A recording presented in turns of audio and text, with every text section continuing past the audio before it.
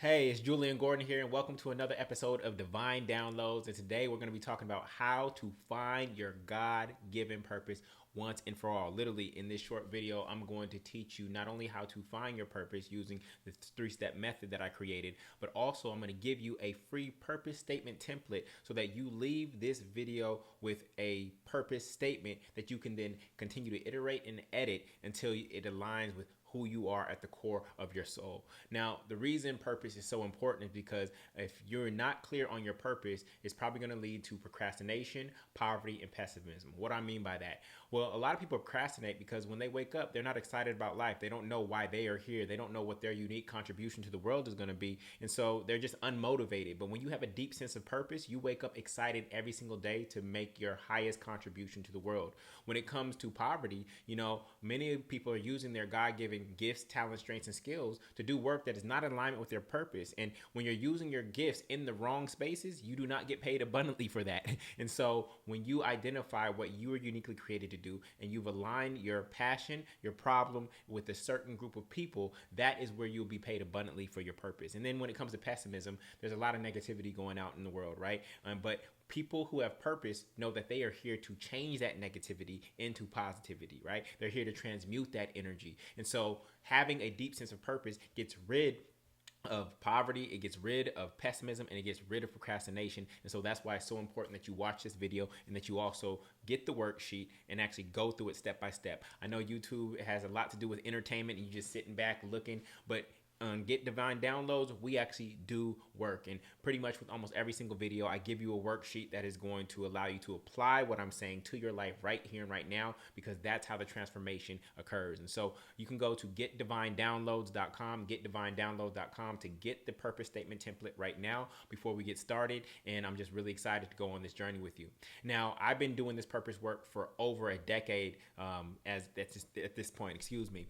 And my journey of purpose really started here. I don't know how many people have read this book, Purpose Driven Life by Rick Warren. I not only went through this book, but also the workbook is over there on my bookshelf. And this really inspired me and really just brought the purpose language into my life. But even after going through it, I didn't feel it was complete in terms of helping me find my unique purpose. I was clear that I had a purpose, but I wasn't clear on what my unique purpose was. So much so that I continue to do that work. And I wrote my first book, The 8-Cylinder Success, How to Align Your Personal and Professional Purpose. And this is where actually the worksheet that we're going to do today actually comes from, is through the 8 questions that I ask here to help you get a clarity on your purpose. And so I've been doing this work, started out with workshops in my living room in Brooklyn, New York, helping 8 people get clarity on their life purpose. That expanded to me teaching this particular workshop at many different cities all across the country. And now I do that online and I do that on big stages as well. And so I'm so happy that you were here because what my purpose is one of the greatest questions in life, and it's really important that we find it. And I am a bibliophile, somebody who loves books, but I love the Bible. And many of you already know that I have a Bible study called Meat Not Milk, Metaphysical Bible Study, one of the deepest Bible studies in the world. And I really study the life and times of Jesus Christ, right? And so I actually want to pull from some scriptures that show how Jesus thought about purpose so that you may be able to apply that principle into your life and you can see how powerful purpose is. So I actually want to start with Matthew 12:50. Matthew 12:50. I don't need you to get your Bible out. I'll put it up on the screen. But Matthew 12:50 reads, "For whosoever shall do the will of my Father which is in heaven, the same is my brother and sister and mother." And so if we want to be part of this royal spiritual family, guess what? We have to do the will of the Father. And what is God's will for your life? God's will for your life is for you to do the one thing that you were created to do. So many people go through this life and they do all kinds of things. They check off all kinds of boxes. Look, I got this many degrees. I made this much money. Look at my family. Look at the house that I have. Look at how many countries I traveled to and how many times I've stamped my passport. And when it comes to the transition from the physical to the spiritual realm, and God says, okay, those are all nice. You have a beautiful resume, but did you do the one thing that I sent you to do? And there's silence. Did you do the one? You did a lot of great things. That's nice, but did you do the one thing that I sent you to do? Your purpose. And the answer is no. But look, I did this and this and this and this, and I gave and I tithed and I did all these things and I attended church every Sunday, this and that. Okay, that's nice, but did you do the one thing that I sent you to do? For the ladies out there, have you ever sent your husband to the store to get one thing? He comes back with a whole bunch of grocery bags. and you look through the bags, and the one thing that you sent him to get, he didn't get.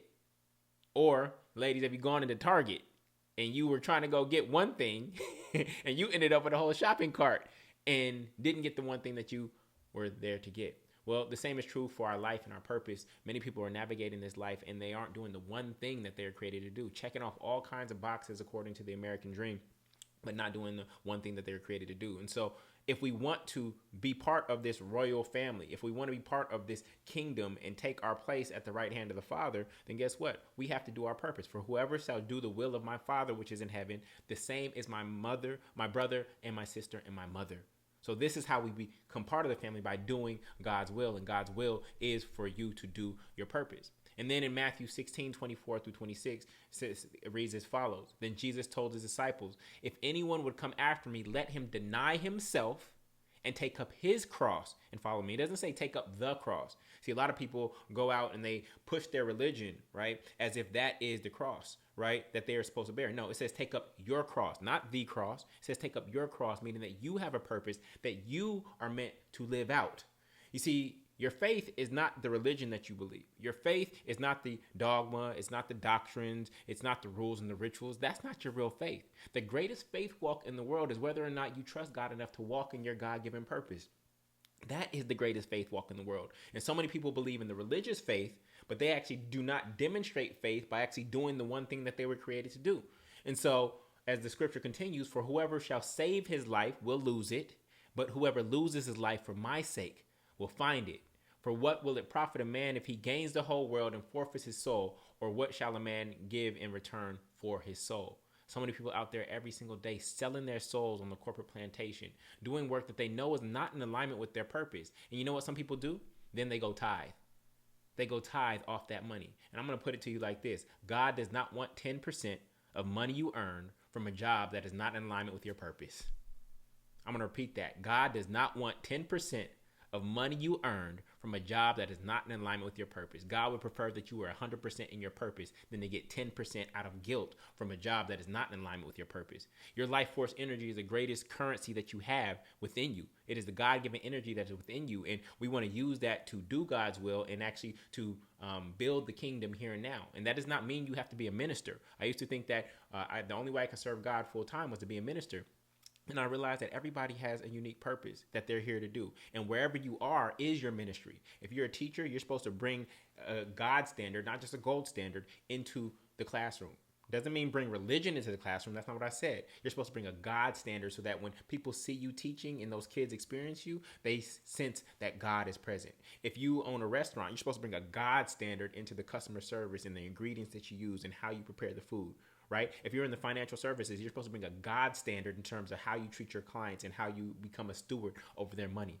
So this is what it means that your ministry is wherever you are. It is not something you do just on Sunday. It is what you do. I mean, we work 40 plus hours a week.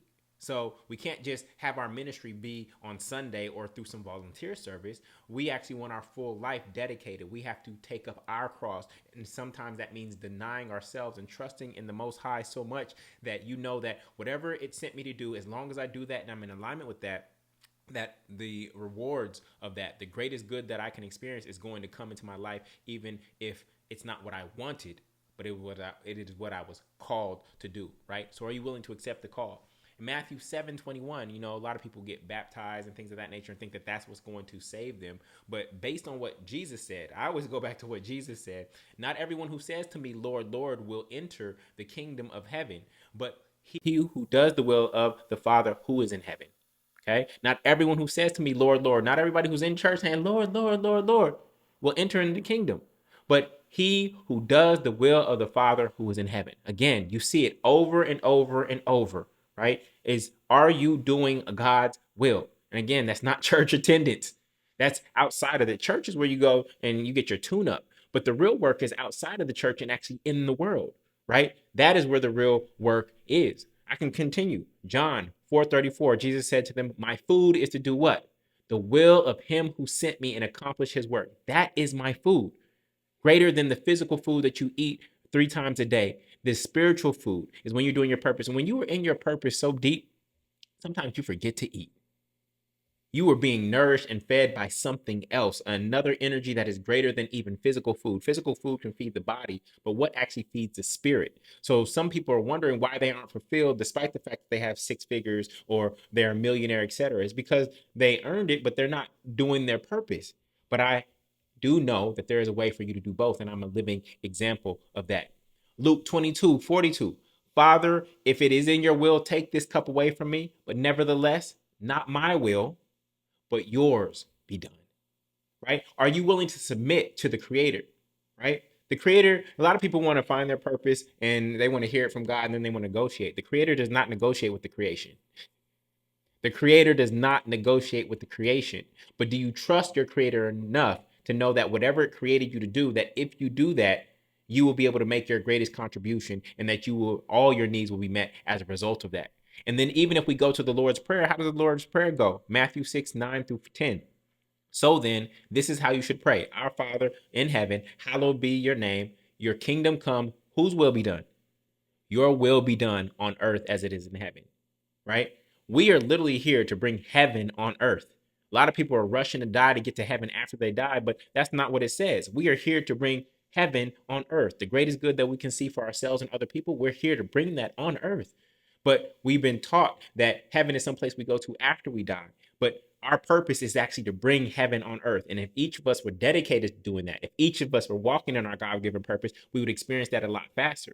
But we're playing this game of musical chairs where a lot of people are sitting in the wrong seat. I'll probably say 90 to 95% of people are all God's children, but they're sitting in the wrong seat. And therefore, we aren't being able to have the richest experience of this thing that we call life.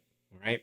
And so, what I want to do right now is I want to walk you through a 3-step process, which is the path to purpose. And then we're going to go into the purpose statement template. All right. So, let's look at the path to purpose. The first step on the path to purpose is getting clear on what is your passion. Okay. What do I love doing and have or can turn into a skill? Okay. It's not just follow your passion and the money will follow. It is follow your passion, turn it into a skill that solves a real problem, and then the money will follow. So what they told you is partially true, but you have to master it, right? It's not just do what you love, you have to master it, and that requires practice. If you read Malcolm Gladwell's Outliers, you have to adhere to the 10,000 hour rule. What do you love it so much that you put 10,000 hours into it, right? And if you haven't yet, then you need to be on a dedicated practice plan in order to master that skill. Because once you master that skill, just most people haven't mastered anything in life. They have master's degrees, but they haven't mastered anything in life, right? And so just you being at a level of mastery at anything is going to put you above most other people. And so the scripture tied to that is, for where your treasure is, there your heart will be also. That's Matthew 6:21.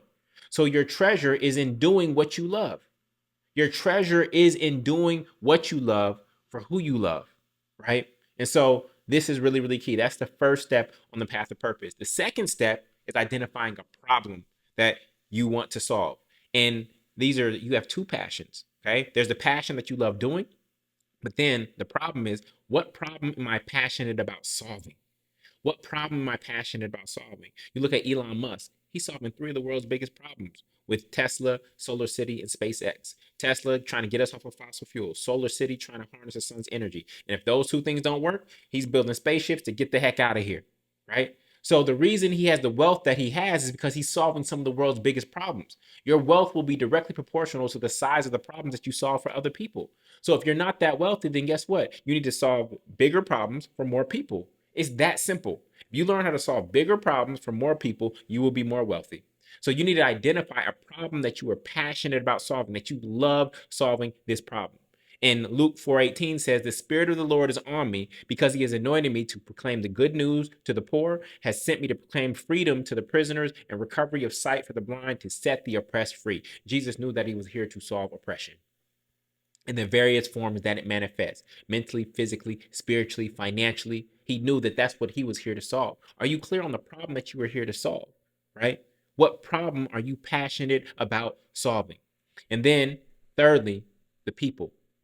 Who do I want to serve? Why? And how and where can I reach them?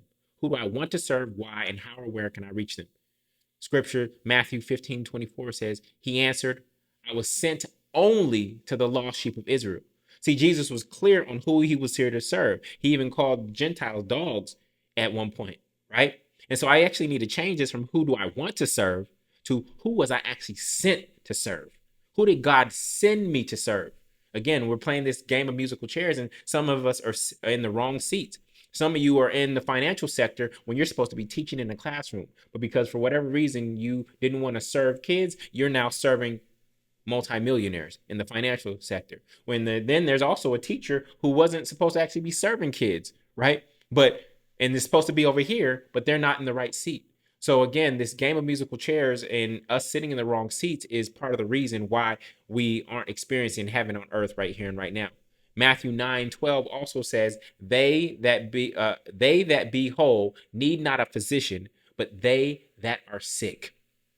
Right? So you are here to heal somebody in some way.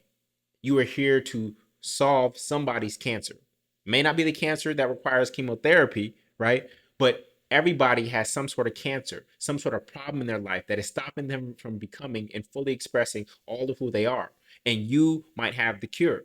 And if you have the cure, then it is your responsibility to stand on the mountaintops and be that light so that they can actually find you and actually experience that cure so that they can go out and be the best version of themselves and find their purpose, right? And then do the work that they were meant to do. So this is the key part of the equation. So I want to define purpose as my purpose is to solve an important problem for a specific people using my unique passions. You know, there's people out there who say, "Oh, I just want to save the world." You don't need to save the world. Because if everybody is doing their part in the puzzle, then you alone do not need to save the world. And the people who think like that, especially in the nonprofit sector, they get overwhelmed and they get burnout because they're trying to do all things. They're trying to be Superman or Superwoman to the entire world. You don't need to save the whole world. You just need to do your purpose, which is to solve an important problem for a specific people using your unique passions. And then you need to trust that everybody else when they are in their right seat, is serving the people who you could not reach because you weren't called to reach them. You weren't sent to reach them. You were specifically here to reach women. You were specifically here to reach kids. You were specifically here to reach Black folk. You were specifically here to reach elders. You were specifically here to reach people with leukemia. You were specifically sent here to reach people with Down syndrome, right?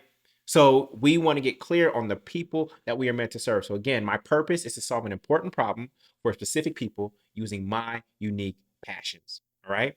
So now we're actually going to go do the work. This is not just entertainment. I don't just want this to go in one ear and out the other ear. That's what a lot of videos online do. And nobody really transforms because the lens through which they're looking at the video is in the form of entertainment.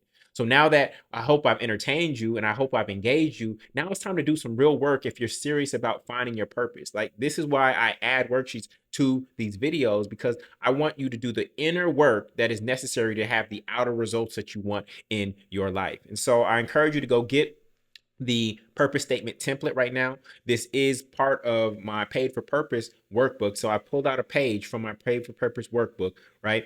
Which is like a 20-page workbook that really takes you through the entire process of finding your purpose. But for right now, we're just going to focus on the purpose statement. And I'm actually going to start by sharing with you my purpose statement. And you're going to see step by step how I put together my purpose statement. And my purpose statement, going way back here, it hasn't evolved that much. It hasn't changed that much. One word or two words might have changed here and there, but once you've identified your purpose, it is so grand that it should support you throughout life. Now, it can manifest and express itself in many different ways. I've started many different businesses, but guess what? All the businesses that I've started and all the work that I've done, they've all connected back to my purpose, right? So this is what we want to work on. I encourage you again to go to getdivinedownloads.com and get that, and let's get ready to do this work. All right. So you should have the blank template now. And what I'm going to do with you, I'm going to share with you my purpose statement in full. And then we're going to go through each fill in the blank one by one. So for those of you who don't know me, my name is Julian Gordon, and I'm a spiritual and financial liberator. My life work or presence makes it possible for righteous, good, and God-hearted people to address their scarcity mindset and receive the abundance that is their birthright and experience what it means to have life and have it more abundantly. I have a Reverend Ike and Miles Monroe like passion for helping people bring heaven on earth, as I talked to you about before, using the God within themselves to manifest the divine ideas planted in their mind. And I envision a world where everyone is in their God given purpose for the greatest good. That is my purpose statement. All right. So now let's walk through that a little bit slower, one by one for you. So the first fill in the blank is your name. That should be an easy one. All right. So start off by putting in your name.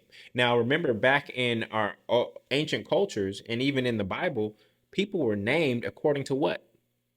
They used to be named according to their purpose. Somehow we got off of that. Now, your name likely has meaning. You've probably seen that meaning manifest in your life in various ways, but people used to be named according to their purpose, and we've lost that. Julian means joyful.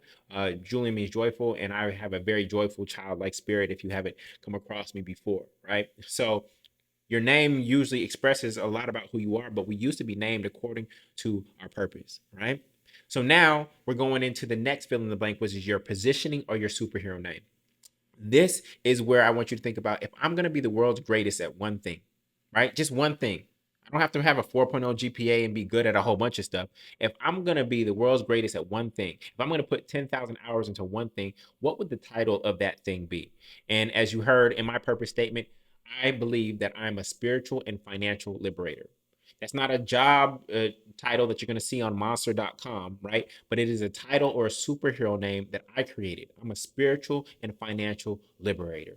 And so you get to be playful with this. You get to be creative with this. It does not have to be, you don't have to put life coach, right? You don't have to put motivational speaker, right? You don't have to put financial planner, right? You get to have fun with this, okay? If you are a financial planner, I'm a generational curse breaker, okay? That's a more fun superhero way of saying that I'm a financial planner, right? So my name is Julian Gordon, and I'm a spiritual and financial liberator. My life, work, and presence makes it possible for who? Who am I here to serve? Remember, we talked about the people? Who am I here to serve?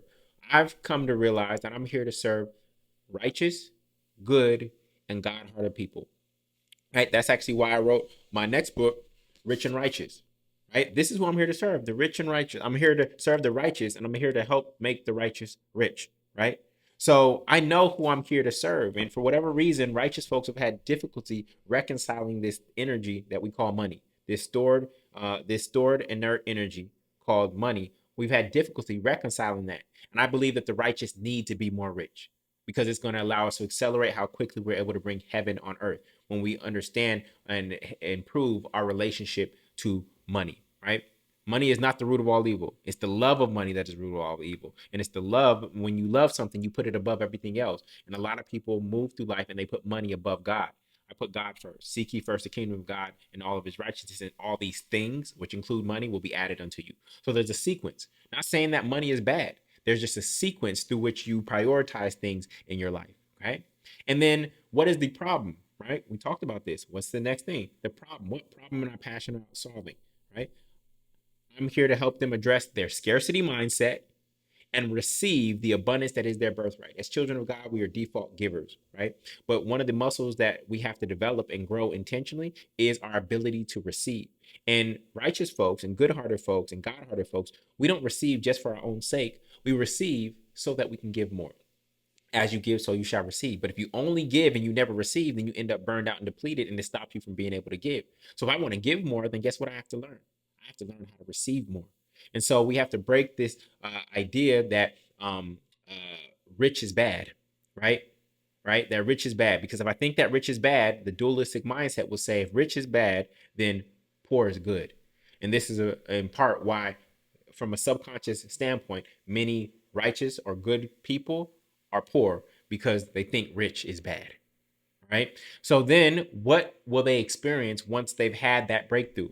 They will experience what it means to have life and have it more abundantly. Jesus said, I am come that they might have life and have it more abundantly. It doesn't say that they might have death and have it more abundantly. It says that they may have life and have it more abundantly.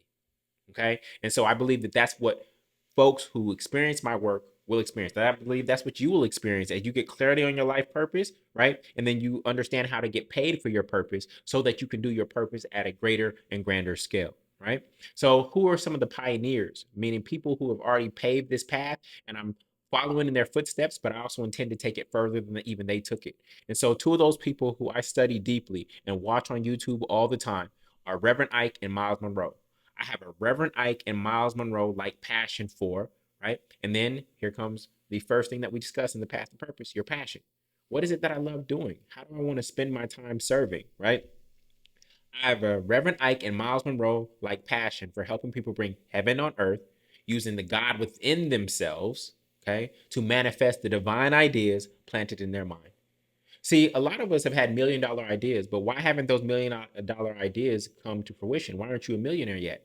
Because you had $1 million idea, you had a rich seed, but the subconscious soil of your mind, right, was not rich, right? It was dry, it was hard, and it could not receive the seed. You need rich seed and rich soil in order to produce abundantly. And so the rich seeds are always coming. You've had $1 million ideas, haven't you? So the rich seed is always there when you're tapped into the right frequency, but it has to have rich soil to plant itself into. And because many people's minds is not rich soil, it's not receptive yet, then the rich seed and rich soil don't match up, and therefore it doesn't bear fruit. And so this is why I focus so much on mind. The subtitle of the book, Rich and Righteous, is Spiritual Secrets to Mastering Money, Manifestation, and what? Your mind. Because how does God create? God creates through mind. As a man thinketh in his heart, so is he, right? God imagined this world into being using the mind. Where does imagination come from? It comes from the mind, right? We are made in God's not only image, but we're also made in God's imagination. So we have the power to imagine anything, right? And all things are possible to the extent that we believe it is. Jesus said, it is done unto you as you believe. So if you believe it is possible, then it is possible, right? If you believe it is not possible, then guess what? It's not possible. It's simple as that. And so this is why I focus so much on mindset. I believe on my journey, because many people know me as Mr. Multifamily for not only building my own personal real estate portfolio, but helping almost 900 people close on their first multifamily home. I believe that the sequence for me and that God put in my life was for me to manifest in the material realm first so that people could hear me, and then once I did that, they could see that I could then share with them these things. Like, oh, the reason I was able to do that is because I was in my God given purpose. That I would use the seen, the manifestations, the physical, to then be able to now share the unseen things that that you can't see with your eyes, that really have allowed me to manifest at the level of abundance that I've been able to manifest. And so I believe that that sequence was the healthiest sequence in terms of me being able to teach you these things, right? Because if I just came to you with purpose, but then I was broke, you wouldn't want to hear from me. Look at it, there's another starving artist, right? No, I've manifested at a very high level, right? But these are the spiritual, the unseen, and invisible reasons why. It's because I've been walking in alignment with my purpose. When you are walking in your God given purpose and you are in alignment in that way, you cannot fail. Your purpose is the one thing that you are guaranteed to succeed at. And so if you wonder why you've been struggling to get to the top of some corporate ladder or do this and that, is because you're on a path that you aren't destined to succeed at. The one thing that you can never fail at is your purpose. Why would God, right, give you a purpose and then not give you everything you need to succeed at it? That would be cruel for your creator to give you a purpose, give you something to do, and then not give you all the resources, not only internal, but also external, for you to succeed at that thing. So again, I believe that if you have the courage to take this faith walk, right? This is the true faith walk, okay? Because Jesus didn't have Christianity. Jesus had a purpose, and he had so much faith in that purpose and his creator that what did he do? He did it anyways. Even when he wanted the creator to take the cup away, he said, thy will be done, not my will, but thy will be done. If you trust that, then all the glory that you think you deserve for who you are as a child of God, it will come forth to you. But if you choose to do it your own way, you choose to go after the things first rather than seeking God first, that's going to be an uphill battle, right? So finally, what's the picture? What do you envision when people experience you in the work? When you're doing your passion, you're solving a major problem for a specific group of people. What is your vision for the world? Right? People without a vision will perish. I envision a world where everyone, including you, this is why I'm doing this video, is in their God-given purpose for the greatest good. Where everybody in this big game of musical chairs is sitting in the right seat, playing the right instrument, and making the sweetest sound possible together. That is what my vision is. All right. And so if you've still just been watching and you have not printed out this worksheet, or you have not gotten a piece of paper and started filling out this template, I'm telling you, this is not just entertainment. This is entertainment. This is real work. This is the work that will change the trajectory of your life. Not how many YouTube videos you watch, right, on a topic, but are you actually putting those things into practice, right?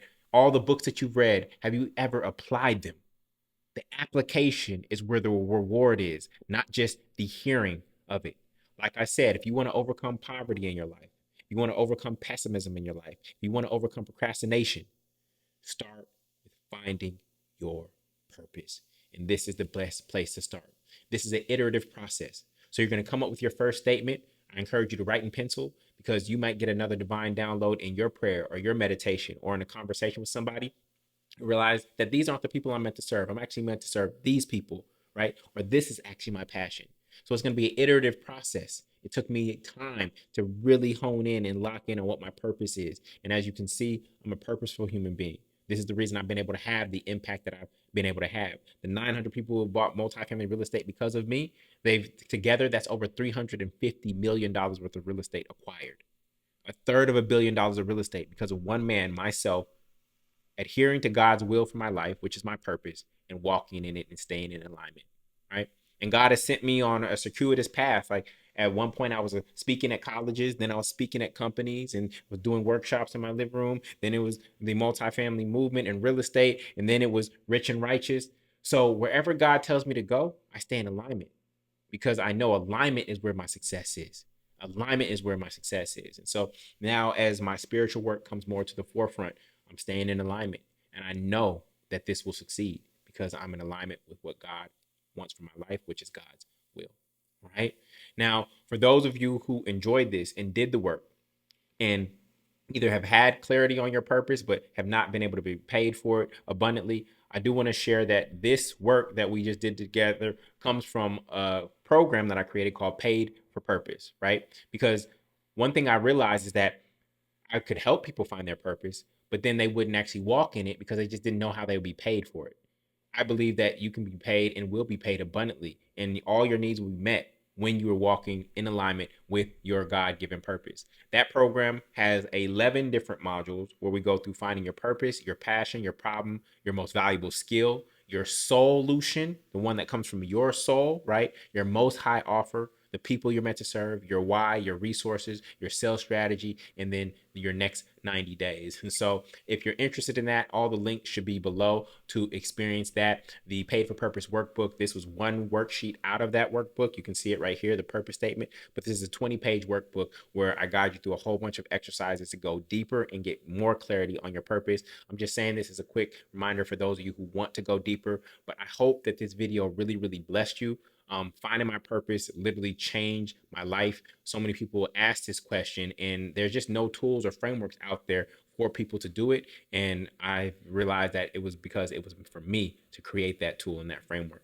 So I hope this purpose statement template blesses you. Go ahead and type your purpose statement into the comments so I can see it. I'll type back and say, I love that. I might ask a question. So go ahead and do that. Do not just let this video pass. Bookmark it, save it, share it, rewatch it until you've gotten clarity on your purpose. And then when you're ready to be paid for that purpose, when you're ready to move to the next step so that you can walk in it, that it's not just a volunteer project on the weekends, that it's not just a nonprofit, but that you are paid abundantly, because I do believe that those who are righteous and those who are in their purpose should be and can be and will be paid abundantly.